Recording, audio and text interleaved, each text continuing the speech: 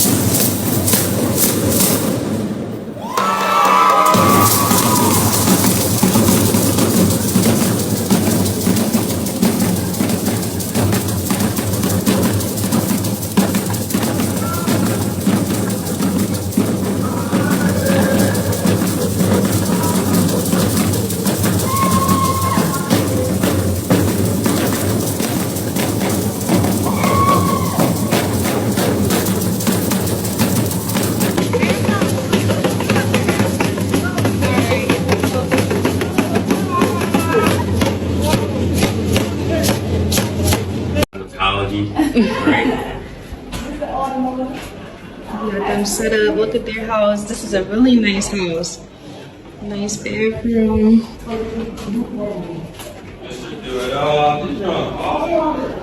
You like it?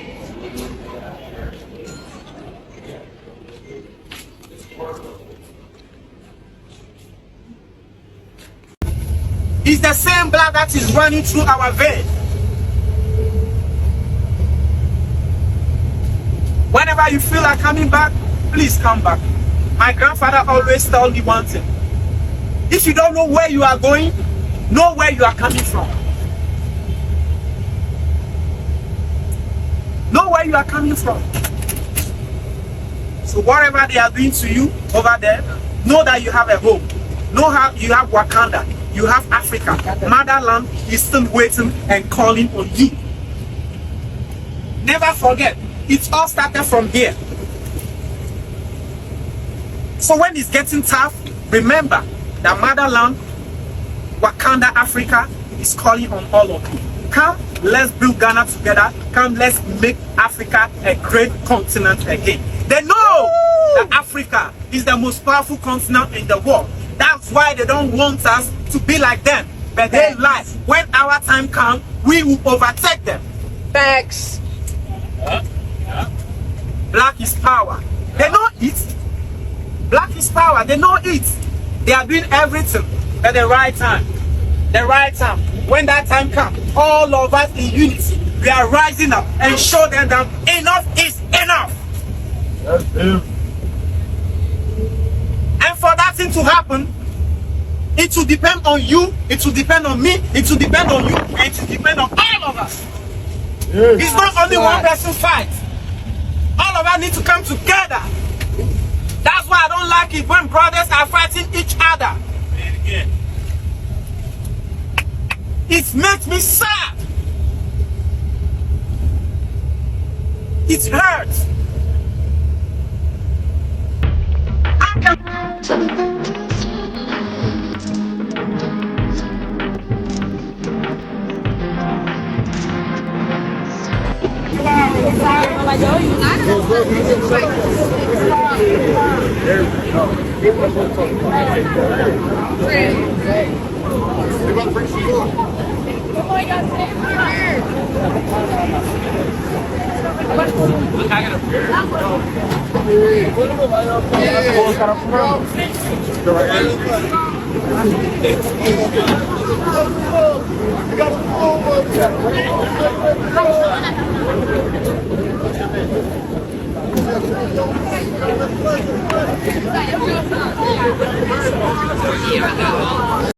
Take who back? Oh, what?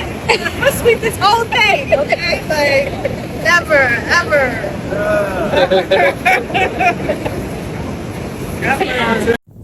Is there a real bathroom back there? Yo, these women. I don't say women. Yeah. These gas station bathroom. This is the bathroom at the gas station. I say women. But you are. Hello. So wait, is it a toilet or? Not in here. That's like a shower. I got some toilet paper, but I guess y'all cool. Hey guys, so I wanted to tell y'all about something that happened today with one of the kids, a teachable lesson, right? So we were out at this like beach town, way outside of Accra, and to be honest, it was like impoverished, you know what I'm saying? Like the people in the community, you can tell they didn't have a lot, but they were like so happy, right? So the kid asked me, he was like, you know, you got hoods out here, like, where the hoods? And I'm like, yo, look around. You can't tell we in the trap? Like, this is clearly the trap. I mean, like, look around. It's, you know, you got, like, sheds that are clearly people's home, people, you know, peeing on the side of the road, all this, whatever, like that. Like, we in the hood. And he was like, but why are they so happy, though? He was genuinely confused because he associated violence with the hood. And I had to tell him, like, yo, that's actually, like, a real American thing. You know, being from Philly and being from the hood and people being, like, super aggressive and violent and everybody hating on each other, ready to fight you, kill you over nothing. I mean, you know, that can happen anywhere, but that's honestly like a real like American problem. Like there's people who are impoverished, living in hoods, in a trap all over the world, and they are just like happy to be alive. The nicest people you will ever meet. And so I was happy to have that conversation with him, and I think it really changed his perspective on life. And you know, I think that he's going to grow from what he's experienced and witnessed. So anyway, I got a lot of such stories from this trip, but I just wanted to share that because that's something that happened today. Tomorrow you'll see. Look at my boys out here all free, living free and peaceful out here in the motherland. There we go. Yeah, we about to get a good workout. I told him. Yeah, you gonna feel that. I did it in South Carolina. I was like, oh my God. This is how life should be for our young kings.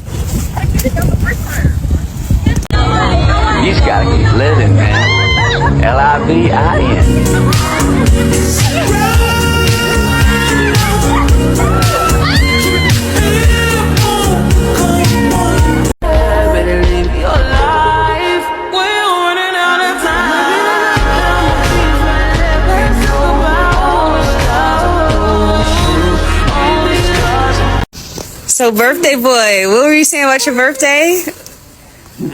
Did you have a good birthday? Nah, I just said it was the best birthday I've ever had. Oh, why was today the best birthday you ever had? Honestly, I don't know. It was a different connection that I never had back at home.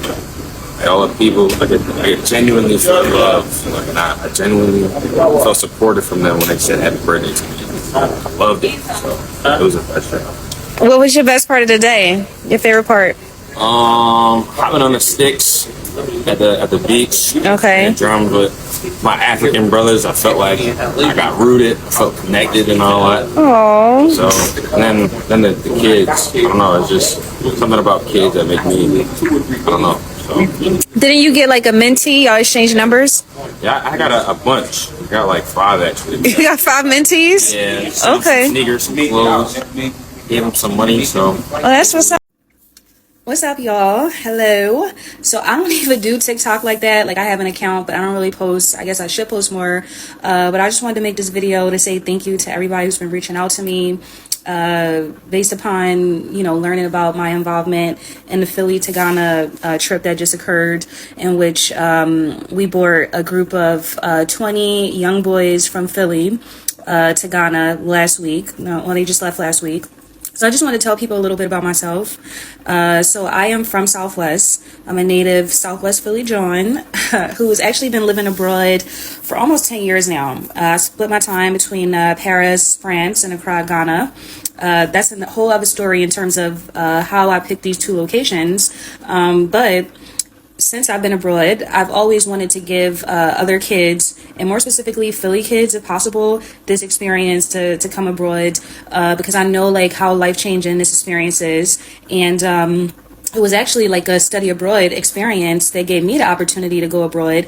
I didn't go abroad for the first time until I was in law school, and I did a study abroad program. So to give these kids that opportunity while they're teens, because the age groups of the kids who just came, they were from, I want to say 13 to 19, and we did everything for them. We got them their passports, yellow fever shot, visas, and all that. So these are kids who now at the age of 13 have a passport and have experienced the world, left Philly, left America, went to Africa, and they've had that experience at a young age, and I didn't even get that until I was in my 20s.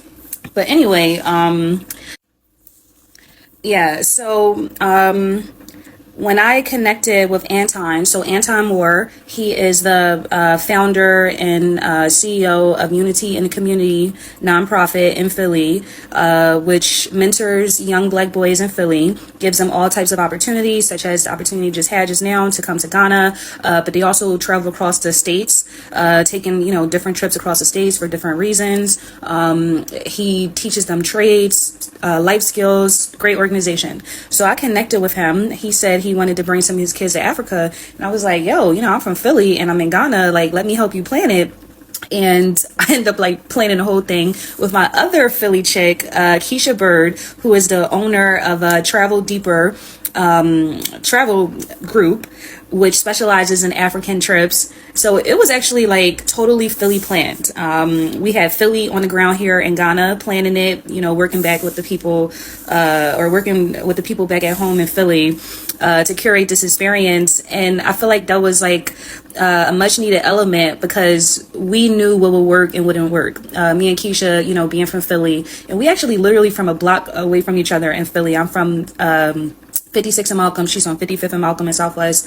And we never met until we met here in Ghana, and we just clicked instantly. So, us being from Philly, we knew like what would work and what wouldn't work, and what we needed to do for these kids here, like what they would like, and we made it happen. And we're so honored to see everybody inspired by this, and we hope that this sparks a trend. Yeah, so we did a lot of activities, which also included some service projects, because they really wanted to get back to the community while they were here. We did a beach cleaning. They build desks for local school students. They also got an opportunity to meet local kids. And so it was cool for them to see like their peers across the world here in Africa, people who look just like them, their same age, but to see how they living over here. And they were so inspired by it. They truly had a ball. And to me, this was like such a dream come true because, again, this is something I've always wanted to do. And my whole life mission is to connect those of us in the diaspora and to bring more of us back home.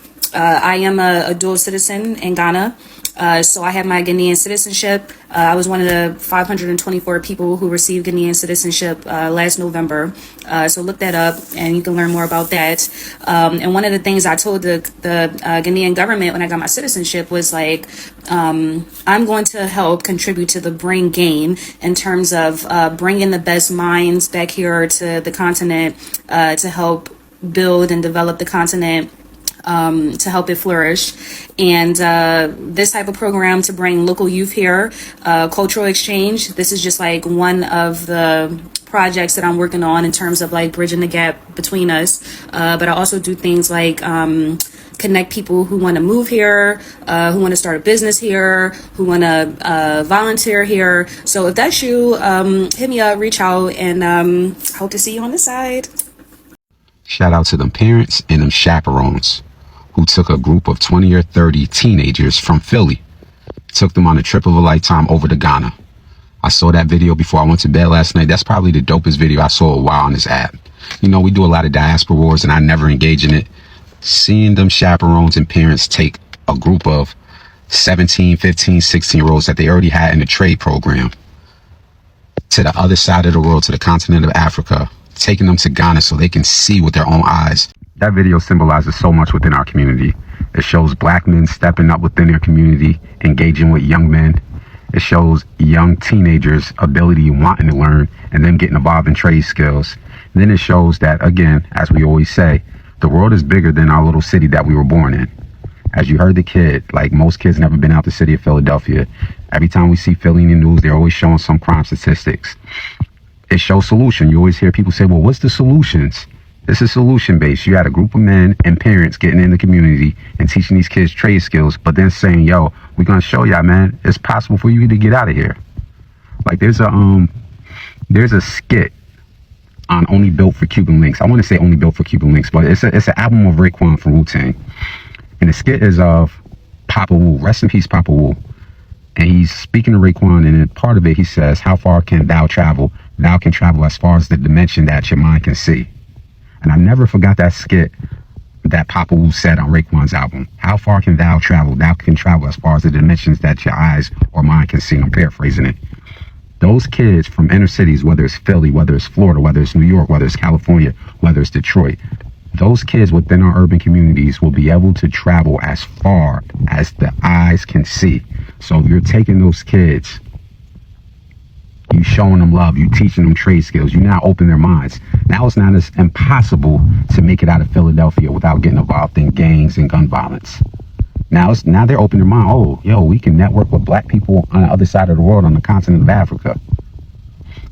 And I thought this was so dope because often on the internet we engage in this diaspora war between black Americans and other people in the diaspora. And this is dope for that reason. Because in real life, I'm under the impression, in real life outside of the internet, the diaspora wars is BS. That's why I don't engage in them. Imagine telling that kid from Philly, those group of 17-year-olds, oh, yo, you don't need to, just take a trip to New York City. You don't need to go to the continent.